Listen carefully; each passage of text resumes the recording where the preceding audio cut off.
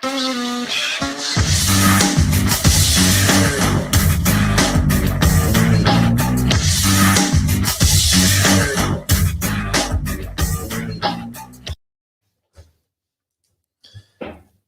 everyone.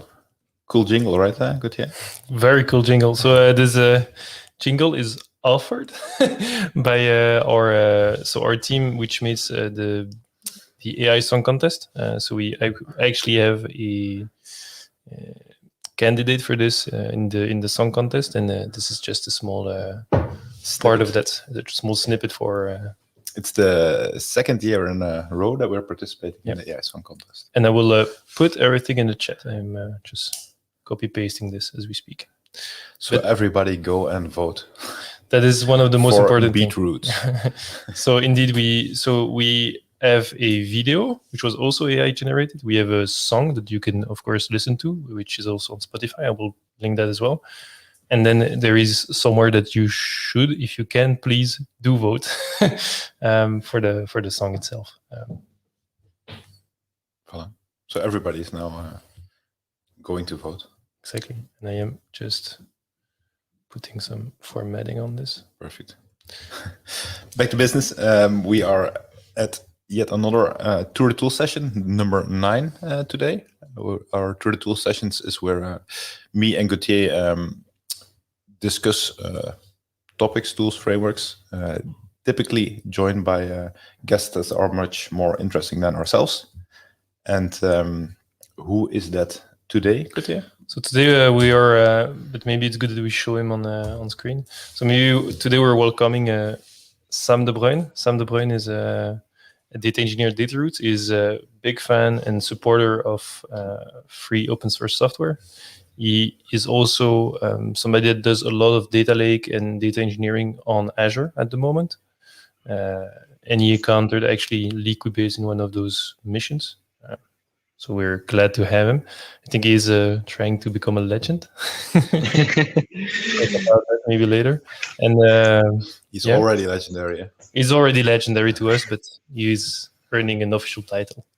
And maybe the floor is yours, Sam. Thank you, Gauthier. So like you mentioned, Liquibase is a tool for database versioning, and they have a community program called Liquibase Legends. So everyone that's part of that community of users of the tool can become part of that program, and then the more you contribute to the community, the higher you get in the ranking, and that's a pathway to becoming a Liquibase legend. But I'm not there yet. And how far off are you? I still have a while to go. I have about 16 points now. You have to have 250 to become a legend, but already at 50, already a leader. I'm the highest ranking person in Belgium. So either I need more users, or it's a cool concept to get a bit of community dynamics going. Yeah, certainly. So let's talk about Liquibase. I think a lot of people in the audience have probably got this question one day. Someone asking them to run a script, a SQL script on a database, and then if you're lucky, all goes well. If you're not, then you might end up with issues with your database and having to restore backups, and maybe there's some data loss involved. So this is a very common problem in data-related projects. So there is some room for a good tool like Liquibase to offer better database versioning. Most data projects need database migrations someday. Think about when you move from, for example, a development environment to production environment. Those are things that usually go hand in hand with some kind of migration for the database schema as well. Why is it useful as well? Because it builds upon the paradigm of infrastructure as code. We see a lot these days for pure infrastructure like Terraform, Azure Bicep. Each cloud has their own platform for this. So this has its own advantages, that you always know who made a change to your infrastructure, that it's traceable, that it's reviewed by someone else in your team. There's a lot more overview, and the changes are transparent. This provides controlled rollout of your changes. In this case, of course, we're talking about database schema changes. And like I mentioned, there's more traceability. What this offers as well is an easy rollback. Nobody's perfect. So one day you will make some errors, and then when you have to roll back, Liquibase is there to help you with that as well. Why I prefer it as well is because it offers flexibility in terms of database engine. You can use it with basically any database that offers a GDBC connection to it. So that's quite a lot. Most common databases that you'll be using today are supported. And of course, you can integrate it in automation.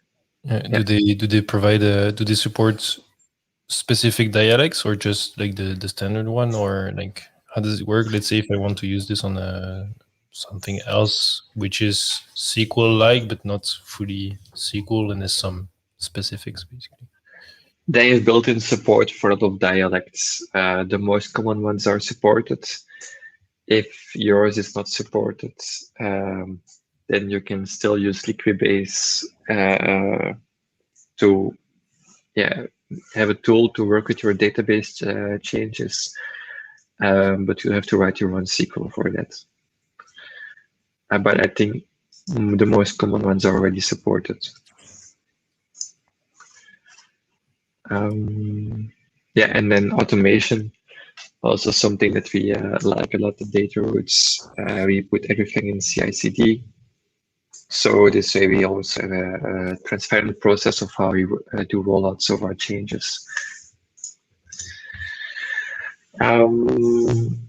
Liquibase provides built-in support for the rollback of most changes. So let's say you add a column somewhere in your tables, then it will automatically provide a rollback to drop that column again if you have to do a rollback. It supports storing your changes as code in several formats: XML, YAML, JSON, SQL. I would always recommend XML there. You'll see during the demo why it's quite easy to work with. If you use an editor like IntelliJ or something, there's even autocomplete. So it's really easy to use. It's also easily containerized or bundled. They provide a Docker image of their own, which you can extend if you want. So it's agnostic to the database engine. You can, however, introduce changes which are specific for your type of database engine, but it's not something that you have to do. Usually, most of the things that you write are agnostic. They store the state of your database. They have a specific table for that called database changelog, which keeps track of what you applied and what you still have to do. So at any point in time, you can ask for the status where you're at in change set, go back and go forward again. You can also use it to sync different databases together. Again, if there is not too much specific for the database engine, then this can even be between two kinds of database engines. This can, for example, go from a PostgreSQL to a SQL Server, as long as it's using features which are supported in Liquibase, then you'll be fine.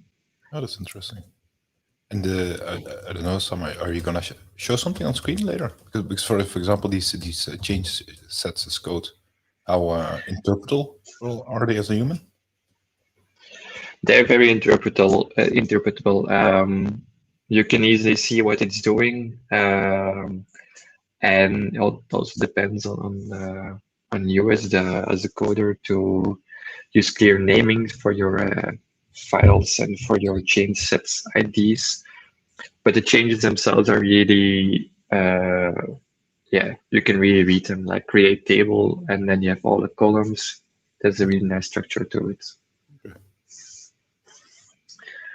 And you can also generate documentation automatically so that you have the full scheme of the database, at least of the part of the database that you created with Liquibase. So that's really useful. When you shouldn't use it is, yeah, you should know how it works. So basically it generates a SQL script and then executes it. So it's not some kind of cloud tool. It's more like a tool that you install somewhere. But of course you can bring it in the cloud with a Docker image and yeah, something like that. I would put it in the CI/CD part of your tech stack, because it's also not something that has to run on a schedule. It's something that you have to run when you make changes. Yeah. I would not use it to work with the data inside your database. You can, however, they support ingesting data from files like CSV or something. Okay. But there are better tools for that. For example, DBT. When you would run when you're like your app, you deploy a new app and that has an impact on your database, basically. Yeah, exactly. Yeah. That's a good way to use it. You can bundle it with your application, and if your application is written in Java, then you can even integrate it inside your code instead of having to bundle it separately. Yeah. Okay. It also does not do any processing on its own. It's not a compute engine for data pipelines like Spark. And if you want to synchronize databases, then focus on the schema, not on data inside. Yeah, that makes sense. Okay. They have several products. The main one called Liquibase, which is an open source tool, free to use.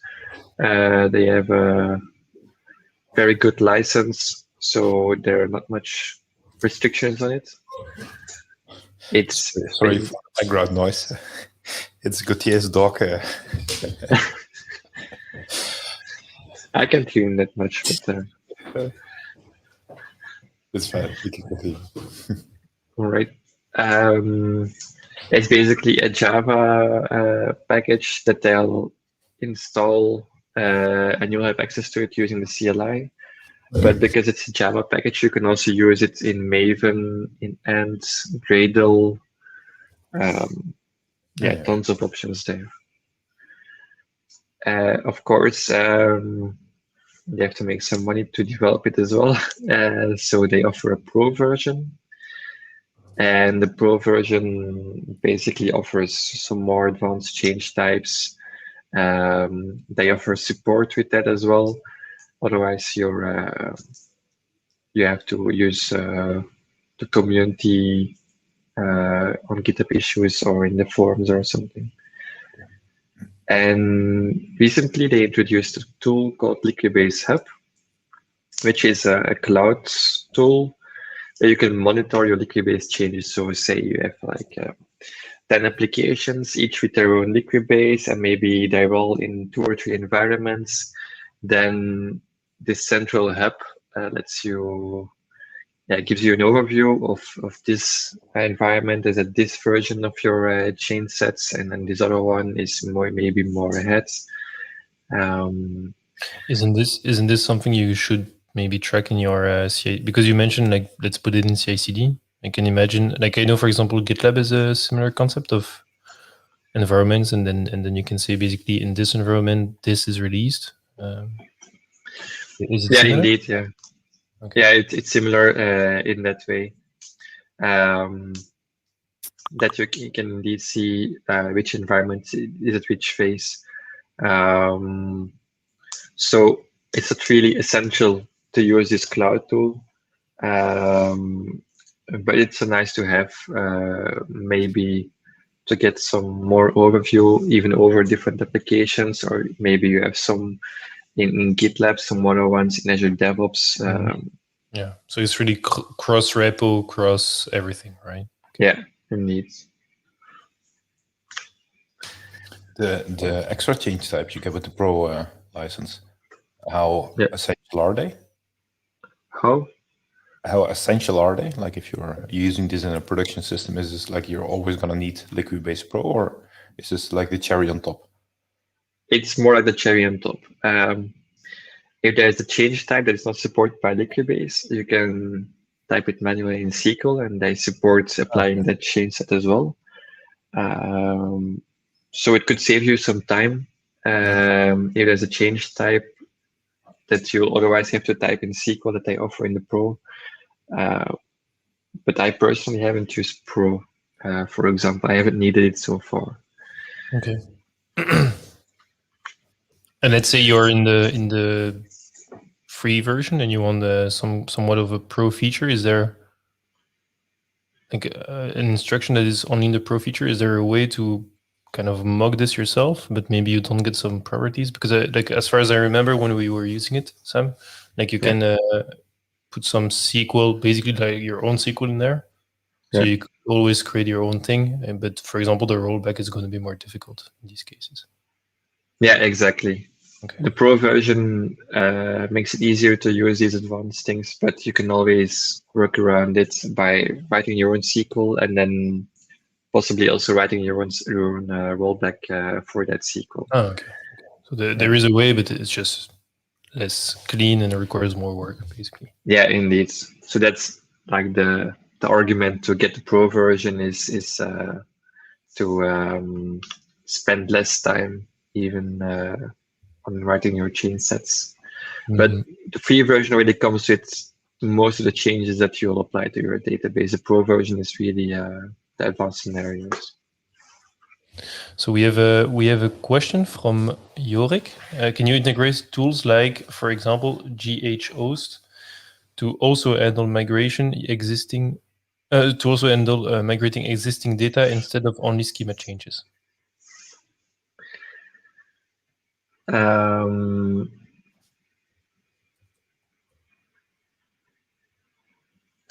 Wait, I'm also looking it up. So GHOs is GitHub's online schema migration for MySQL. And it does this combination, if I understand correctly, like it does a schema migration, but also the data. Mm-hmm. I don't know. I've never heard of the tool called GHOst. But you can integrate quite a lot with it. Like if this tool would, for example, output a SQL file somewhere, then you could tell Liquibase like handle this SQL file as one change set, and then it would take care of applying this change set for you, and also monitoring if it happened or not. Yeah. Okay.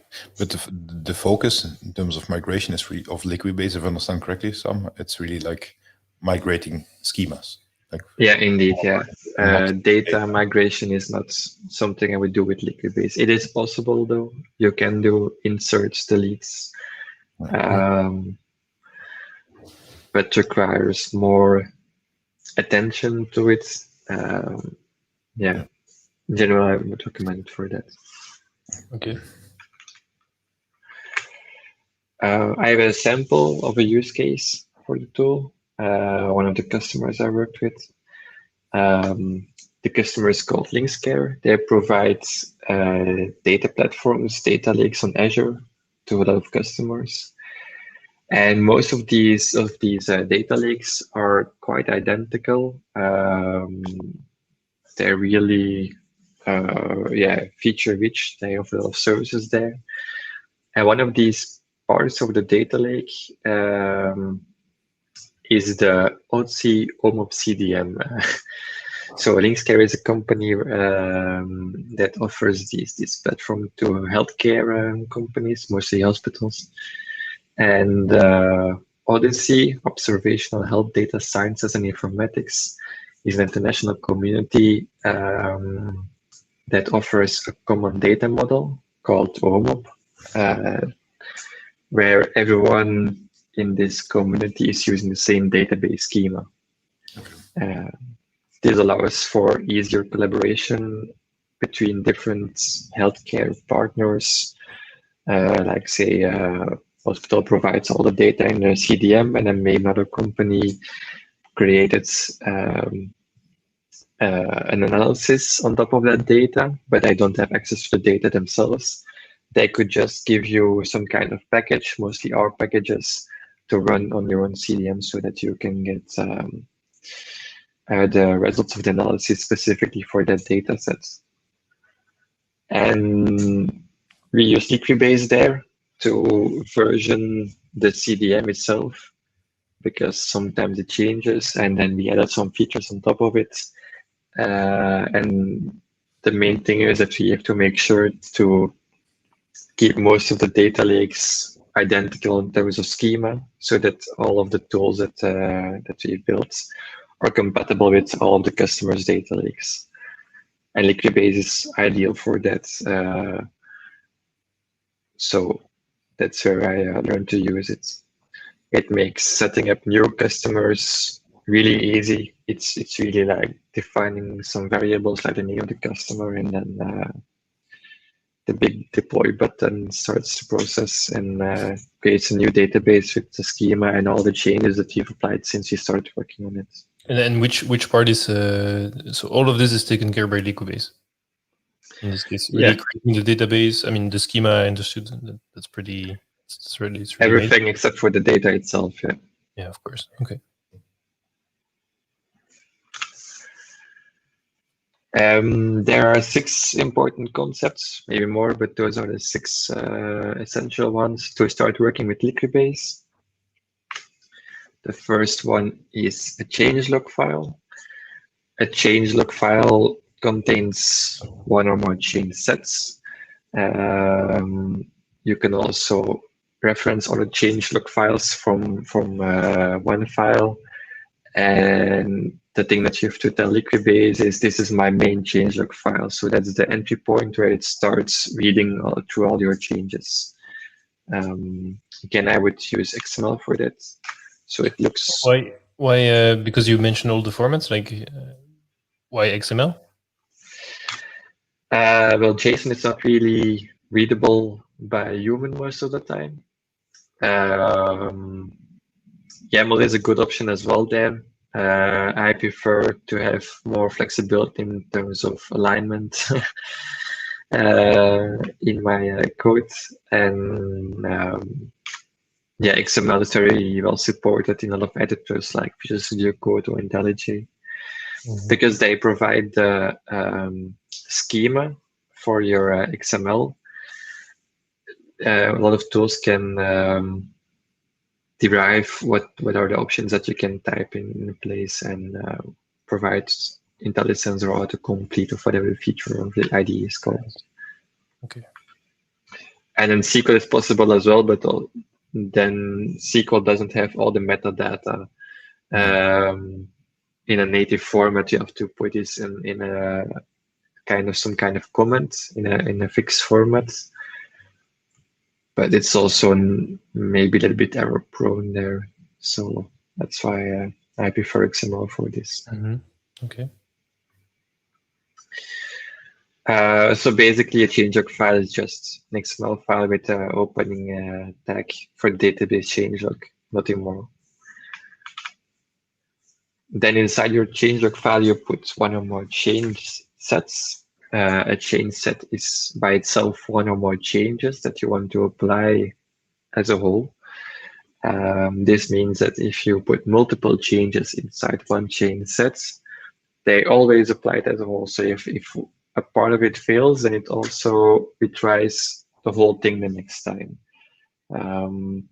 So Liquibase recommends there to focus on a single change in your chain sets most of the time. There are cases where there is a good reason to have multiple, but most of the time, one single change is the best way to go there.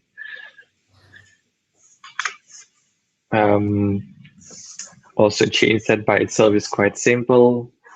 It has to have an ID and the name of the author. So this is maybe some kind of convention that you have to agree on in your company. How do you create IDs for your chain sets? And how do you put author names there? We put our Azure AD usernames at Linkscare. But of course, you're free to use whatever you want there. And then the most important thing is the change types. So these are the different things that you can put inside your chain sets. So for example, this is a change where I want to create a table called customers. And then inside I can define all the columns with their data types and the names. But else if this was readable, and to me it's quite readable this way, I can clearly see what it's going to do, what my table will look like, and you can keep it as simple or complex as you'd like. So this is a change set, meaning you're gonna do something. Like if you want to revert, it will interpret this as we need to delete this table? Exactly, yeah. Okay. This is also a change that can easily be rolled back by delete, but maybe if you do the other way around and your change itself is to drop the table, then Liquibase doesn't know what it has to do to create a table again, because in a drop statement, you only give the name of the table itself, but it doesn't know what kind of columns did I have in that table. It does not take snapshots or something of your database to keep track of this. So in that case, you'd have to provide your own rollback if you want to still the option of the rollback, which I would recommend to always have this option available. And for these type of things, these more, let's say, destructive things, can you do something like a dry run that you see like this is what is going to be applied if we're going to run this? Yeah, certainly. You can always ask Liquibase to provide you the SQL script that will execute. You can also ask Liquibase to give you a list of these are the changes that have to be applied to the database, so that you know, okay, I was at this point in time last time, now I have to apply these. Yeah, those are the things I use most frequently, but there are about 20 different commands. There are a lot of different changes, different options to see what it's going to do and what it did next to those two as well. Okay. And maybe to get some idea of the changes that it supports. So super sized resolution, I think.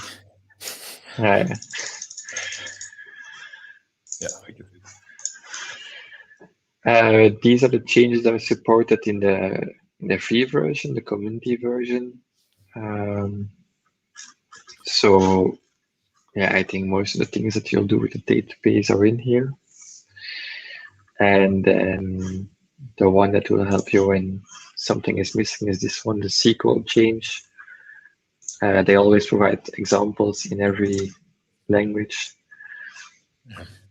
So here in this case, the user wanted to insert something inside the person table, which is possible with the insert change, but then in this case, there had to be a comment or something.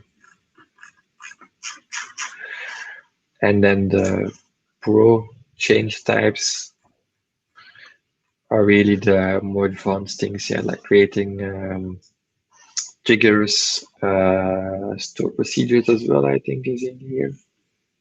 I'm not sure. Might Is there a way?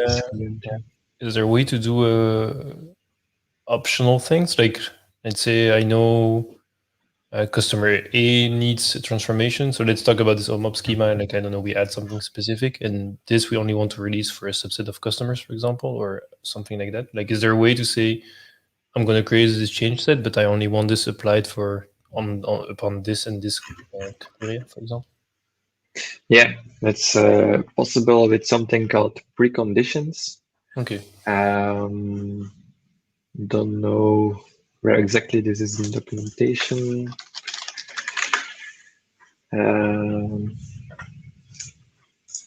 Here we go. So, for example, in this case, they're only running the chain set here. If the result of select count from all table is Right. Okay. 0.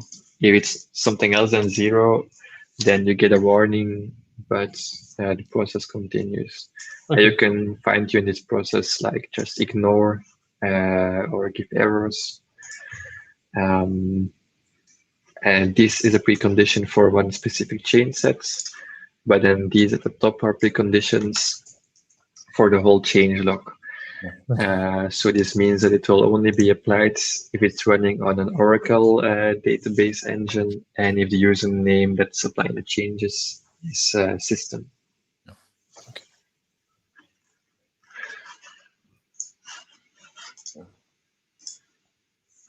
So the structure of your project looks something like this. You have your main changelog file. Don't put anything inside your main changelog file. Just keep it empty from, don't put any changes or something in it. Just include, just use this to include other changelogs. Just put a line there, include changelog 1, include changelog 2, and so on. And then you can give meaningful names to your changelog files instead of changelog mix, of course. And inside your changelog files, you put all the change sets that are required to do the actions that you have to do to migrate your database schema. Because we see, like, I understand the structure, but what should you map this to? Like, or what's your experience there to say, like, I need to create a new changelog? At what point do you say, like, okay, like this is, I don't know, like V1 or V2 or? So naming them with versions like V1 and V2 is a good idea, because then each time that you create one set of changes that have to be applied, maybe your application changes, and then you have to create changes for that application, you could maybe use the same version as your application is using. Another idea is if you want to do some kind of action on a whole set of tables, then bundle this in one changelog file as well. For example, we recently had to drop a lot of constraints. Then it would make a lot of sense to create one changelog that drops a lot of constraints in all the different tables where you have to drop it in, and then create change sets for each table where you want to drop these constraints or something. Okay. So you don't have a specific criteria at which one you say, like, this belongs to this changelog and this is going to belong to another one, for example? No, as long as it makes sense to the people who work on the project and who are, I would not do it arbitrarily. I would just use some kind of convention inside your team where you say what kind of changes go together in one changelog file. Mm-hmm. So the full example looks like this. Here I have a changelog with one change set, and the change set will create a table called customers.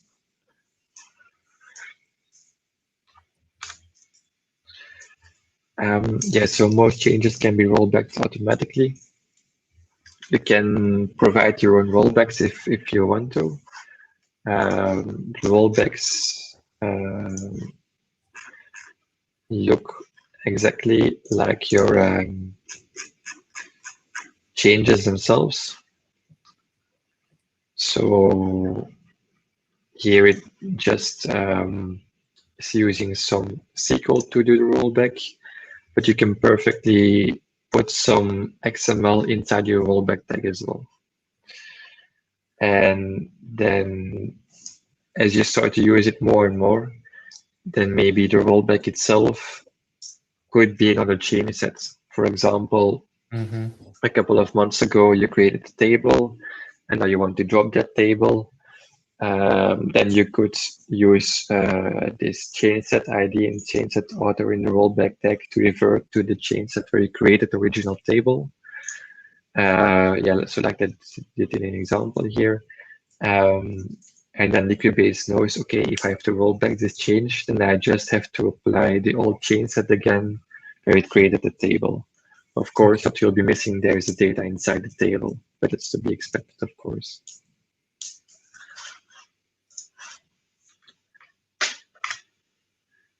Yeah, so this is an example that has a precondition, a SQL, and a rollback. So here I have a change that creates an index. It creates a unique index specifically. The name of the index is something that I would like to define in this example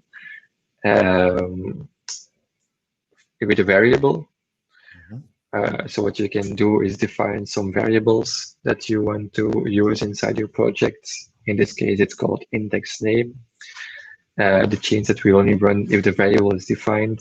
And if so, then it will execute create unique index and with the name of the index that you put there in the variable for the customer table. And then again, if you want to roll this back, then you can use a custom rollback here to drop this index. At what level do you define these variables? How can you pass them? You can use environment variables. You can also provide them in the command that you use. If you use something like Maven to use Liquibase, then you can put this inside your POM file as well. So it depends on... Override them via the environment then? Yeah, indeed, that's possible. But then in Maven, you'll maybe have to say that you want to pick this from the environment. Okay.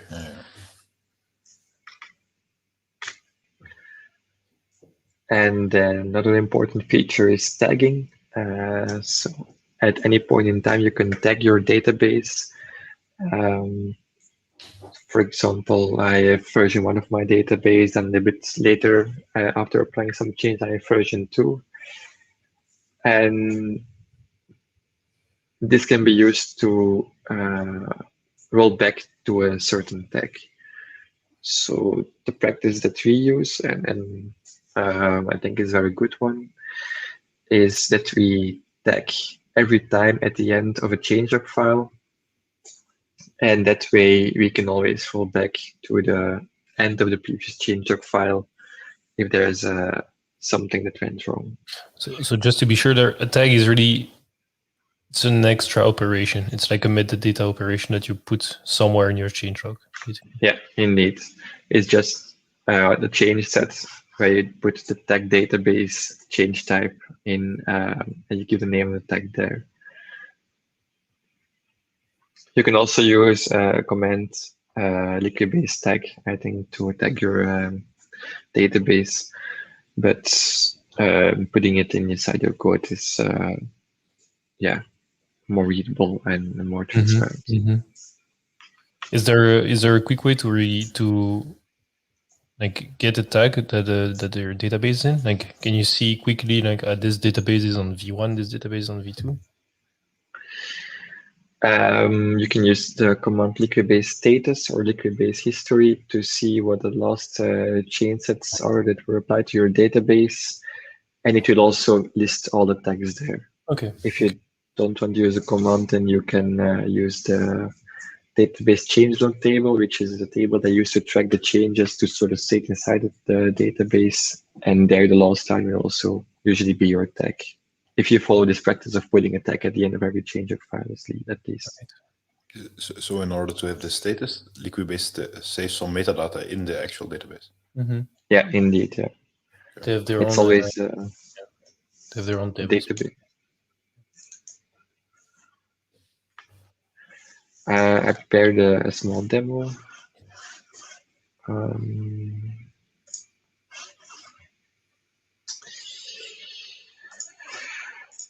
Let's see. I created. Oh God, sorry. No, go ahead. What kind of resolution is this on? What kind of screen are you on? 4K. 4K? Yeah. It's a 28-inch 4K screen. So for me, it's very readable because it's so big. But yeah, I understand. I have to remember to click the zoom button each time I have to present something. 28-inch. Do you need to go move back in your office to see the whole screen? No, I'd say there's maybe like half a meter between me and my screen. Okay. Cool. Yeah, because it's just big enough to see the whole screen. I never use my second monitor though. Now I'm using it, but because this one is so big and it can easily put 2 or 3 windows beside each other, and then Okay, amazing. yeah, should have done this before. So let's make it huge, and then the editor as well.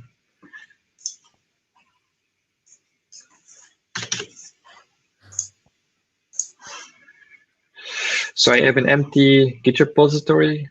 All I have is some, the usual IntelliJ prep, and then my git ignore file, which also deals with my IntelliJ things, nothing special. And now I will do some magic typing, and then I have my first changelog file. So this is just an empty changelog file. What else do I need to provide? This Liquibase properties file. Go ahead, copy my password. The database doesn't exist anymore. So this file contains the basic settings that Liquibase connect to your database.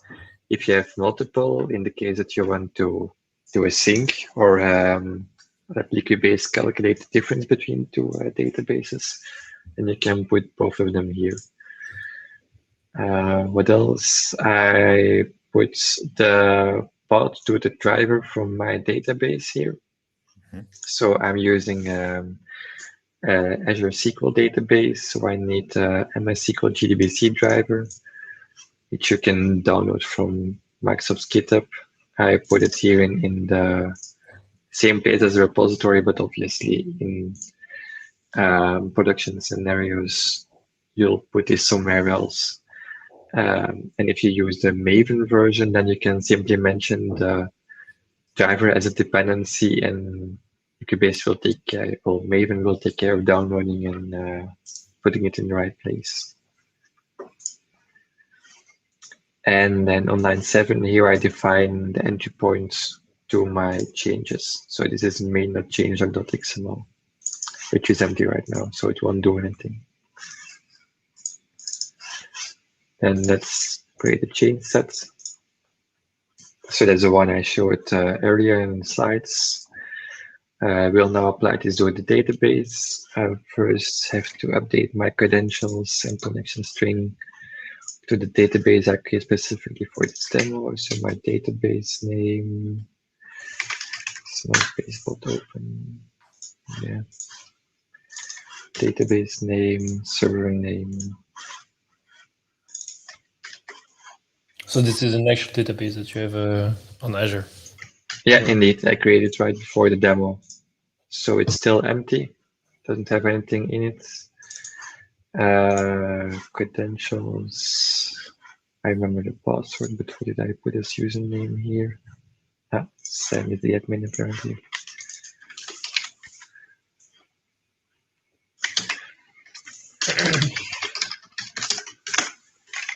And yeah, in this case, I'm using username password authentication. But since it's using the GDBC driver, you can use any way to authenticate that is supported by your GDBC driver. So maybe for more enterprise scenarios, you can use source principal authentication, Azure AD authentication, all those kinds of things as well.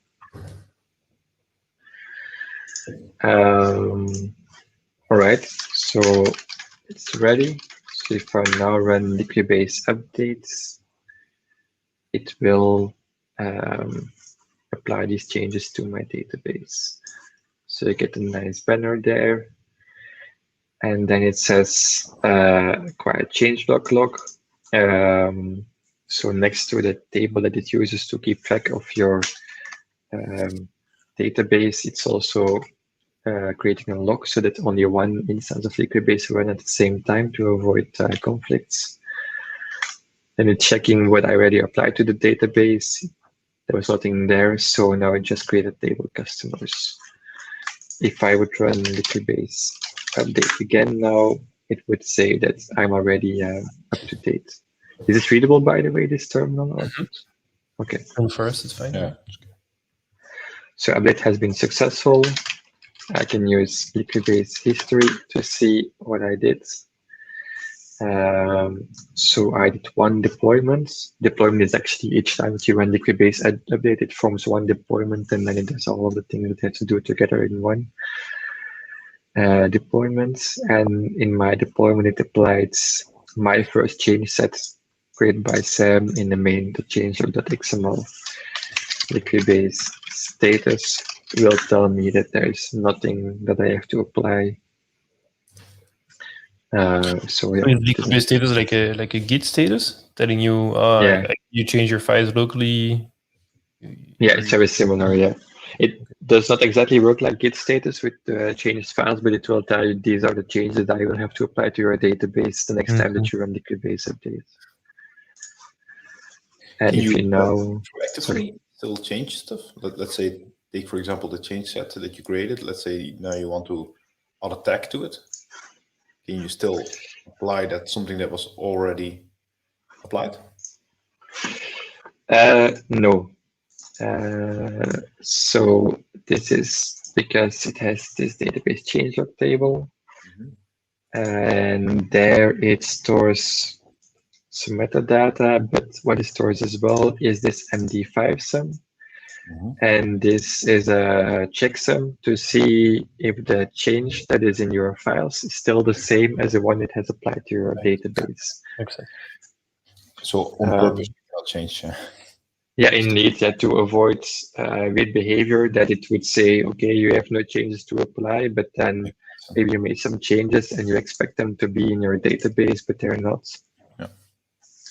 You can override this behavior because we had to do this in the past. Sometimes you make some errors there, and then I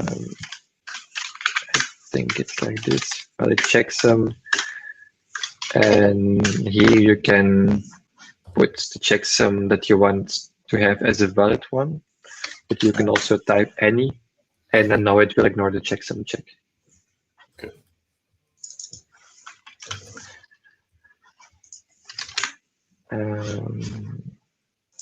Let's see. I create a tag next. So here I add another change set. In my change set, I'm going to add a column for the email address to the customers table. I'm also going to tag the database with v0 because we always start to count at 0 like normal people.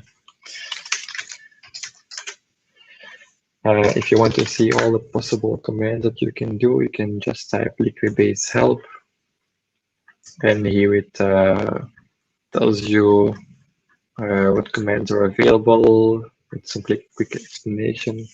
So if I would do Liquibase update SQL, then it would tell me what SQL it would apply to my database. So this is the database going to be applied to. That's going to log my database with the changelog log.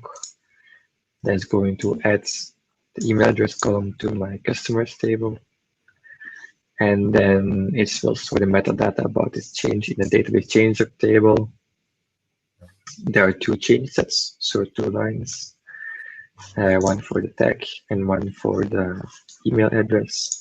And then it will remove the log from my changelog log table. If you want to see that what you wrote is valid before you apply anything, you can use Liquibase validate, and then it will tell you if everything is fine. So if I now run Liquibase update again, we should see the email column inside my customers table. There we go.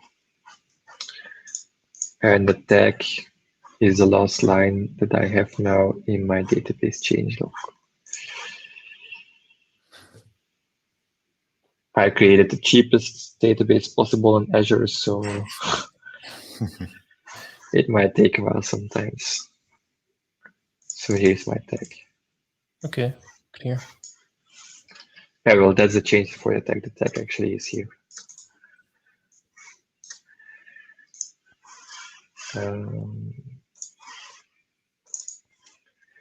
And then I'll show you an example of a rollback. So here I add a primary key to my table. So run the Liquibase update again.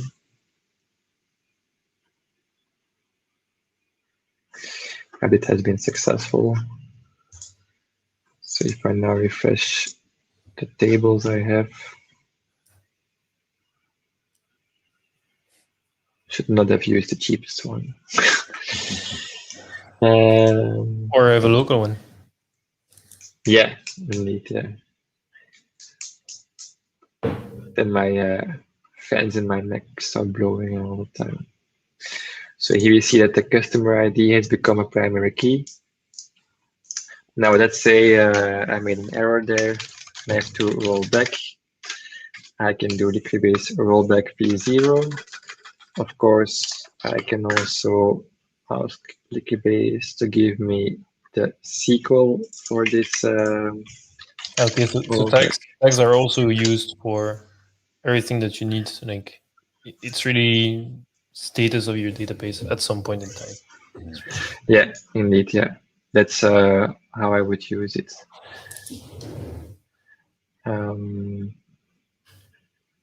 Yeah, so alter table customers, and then there's no primary key anymore there. So Liquibase rollback v0.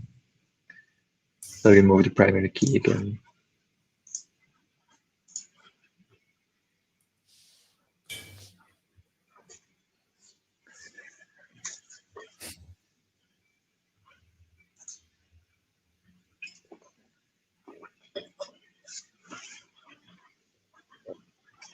And there we go. All right. Nice. And then almost at the end. Of course, you can always have multiple changes inside one change set. There is no rule that you can do it. It's only a recommendation to not do this. But in this case, it would make sense maybe to still have it as one change set if you want to have this foreign key constraints applied to your orders table, so that the orders always reference the customers. And here I create another tag v1.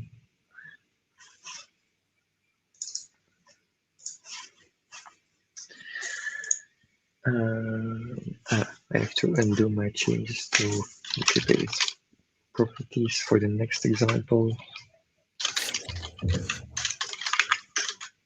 Do you still have some slides afterwards? Sam? I think 1 or 2 maybe. Okay, good.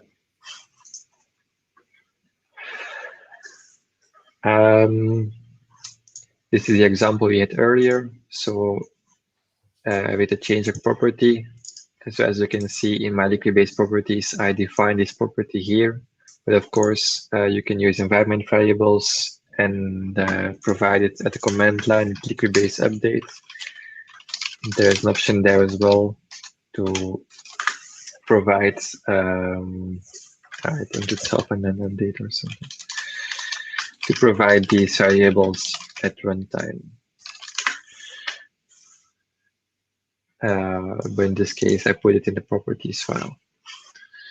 So if I would now do Liquibase updates, then it would create an index with the name mail unique. I have to fix my credentials here again, of course. So the database name was Liquibase demo, the host name, and then username and password. I think I made a typo in the help, but that's not the correct one to get the help for updates. But I have good documentation on the website if you want to see which commands are available. Okay. Then you can generate documentation for your database. I think it's Liquibase db doc, and then the folder where you want to create this documentation. So it's now reading from my database with changes I've applied so far. And then it will generate documentation in a folder called docs. There we go. I open this in my browser.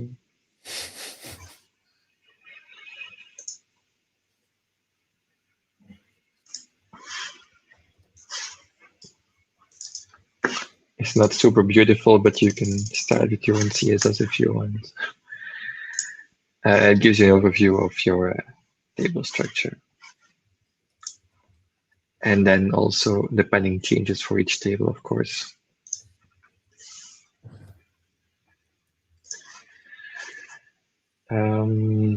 That's basically it for the demo.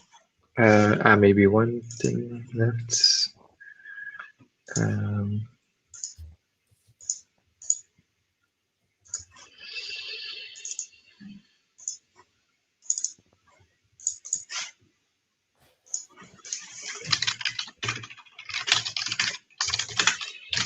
You can also generate this whole changelog from an existing database. This is also the same structure they use to sync databases. So in this case, this is the generated version of our database at this point in time. And Liquibase create this XML file. So now, if you would not be using Liquibase today, then this would get you started. This file is what you'll need to make sure that Liquibase understands what your database has today and to apply all of this to another database. Yeah. Maybe you'll have to clean up the IDs because now they're just timestamps, but might get you started more quickly. Now back to the slides. So for my personal experience, Liquibase is a great tool towards most of the changes that we have to do in our team. And if not, then you can just write your own SQL to apply your changes and integrate it with Liquibase. Something we do is each time someone makes a change in our Liquibase repository, we also test this change on a containerized database. So we spin up a Docker container with an empty Microsoft SQL database. Then we apply all the changes that we have to this database. We see if it works without issues. And sorry. Do you then, I don't know, because we talk about tests, like Do you think you should then test maybe what's the output of applying those changes, or do you? I don't know how far you can go basically, because or you just trust the tools that if it did what it's expected to do, you get the results. Yeah, indeed, you can go a step further there and test the output, but I trust that the tool will do what it says that it will do. And the other what hand, we want to test is our own code and not their code. But you're testing on an empty database, so you don't know. Let's say, for example, if you change a type on a column, whether or not it is successful. For example. That's true. Yeah. We also have different environments. We first apply the thing to a development environment, and then only if it's succeeding in that environment, we move on to production. Okay. So you test empty, then on development of a database. Yeah, indeed. The empty one is just to test the commits immediately without live data sets. What we also test is rollbacks. So this means that for the things where Liquibase can automatically derive the good rollback, the rollback is still mandatory to be provided by the author of the chain sets. This is to make sure that we'll always have the option to do a proper rollback. Of course, if there is no way to roll back, then the rollback might mean that you'll have to do some kind of backup. So Liquibase is not a good excuse to not create backups. Rollbacks are only useful for schemas and not for the data. That's important to keep in mind. Then something that we discussed is this checksum verification that they do for each chain set. It helps to make sure that everything is consistent, but sometimes we'll have to modify a chain set even if it has been applied to some of our development databases before it can go to production. And then to avoid having to do manual changes to the database, because I don't like running SQL scripts, as you know, I disable the checksum there, or I put a checksum over the valid1 instead. The changelog files really help to bring structure in your project, so always use clear names there.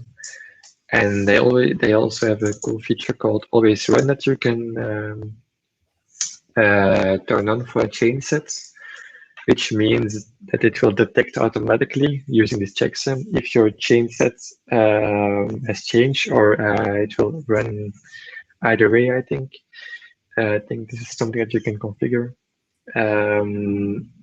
Maybe there are some changes that you want to apply each time you run Liquibase, or there's a SQL script that you have to run that was provided by an external application.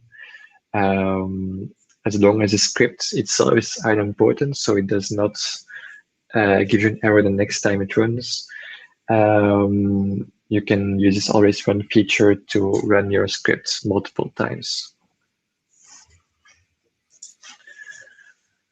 And basically, Liquibase is probably a bit more complex than similar tools which offer migrations. Most of them just ask for some SQL scripts and then they apply them. You don't have to deal with checksums and so on. But the extra benefits that you get from Liquibase are, for me, more than worth it. I would recommend it in terms of for your database versioning. And I would not use another tool for this. Okay. Did you look in other tools that does a similar job? Yeah, the most common one next to Liquibase that does similar things is Flyway. But yeah, Liquibase has some advantages compared to Flyway in terms of the rollbacks. Okay. More control over the migrations, when do they happen, with the tagging and so on. Okay. Yeah, this is something that I really appreciate from Liquibase. So since you've used the tool, like, did you still have issues that you would I don't know, that some stuff you learned along the way that you would change, or like? Is there a feature that you're missing from Liquibase? Yeah, is there exactly. something they should Yeah. prioritize in developing? No, I think most of the things that are missing are these change types. If there's something specific, for example, I think a while ago we had to create an index with a break clause, or is it? No, it was not an index. It's a constraint to have a unique value, but only for values that are not null. Otherwise, if you just create in SQL Server at least a constraint for unique, you can only have one record that has null in the value. So in that case, you'll have to create custom SQL, because the add unique constraint that Liquibase has does not offer this where clause to filter out all the null values. So most of the time, the things that are missing are these small things related to change types themselves. You can work around it by writing the SQL, but they also have a way to write your own Liquibase extensions. So if something is missing and you want to contribute to the community, you can write your own extension that provides the change types. Okay. Or maybe provide support for new databases if it's not supported already. Or just make a PR for this particular option that you're missing, or right? Yeah, exactly. You can just create PR to Liquibase itself. It's a very nice team. Every month you can join our monthly community meetup. It's a meetup, and it's online through Zoom, where you can ask questions.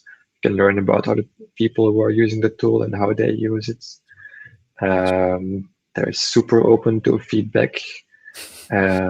Just this week, I got an early preview of what the documentation will look like. Because right now there are some things to be said about how you could improve the structure here.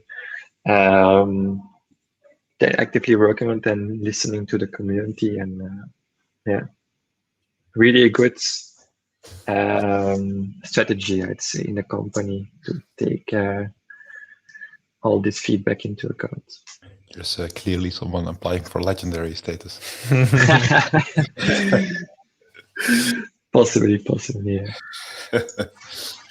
Okay, no, super interesting, Sam. Just quickly verifying, we don't have any questions. Like I think it's a good time as well, guys. Yeah, very clear explanation. Yeah. I mean, we've seen pretty much everything that you can do with it. Any last words, Sam? Yeah, so if you do have any questions, hit me up. My email was there in the beginning of the slides. Leave a comment on our YouTube video. Join the monthly community meetup. It's also a good place to ask questions. There's a forum as well. Yeah. Do they have a Slack, or do they have a, what's the, how do you contact I don't think there's Slack or something. I mean, Slack or Discord, or what's the... I'm not in it if there is one. I don't know. I'm just asking. Maybe if you know if there is one. I don't think so, no. But they're also active on social media. So if maybe you're on Twitter, then use a Liquibase tag or mention the company, then someone will get back to you properly as well. Of course, if you want dedicated support, then buy the Pro version. If you are really relying on the tool in your company and don't expect them to give you all this dedicated time for free as well. Right. Okay. Thanks a lot, Sam. Also a word of thanks to our replacement sound engineer, Jamur. And see everybody next time. Yeah. See you next time.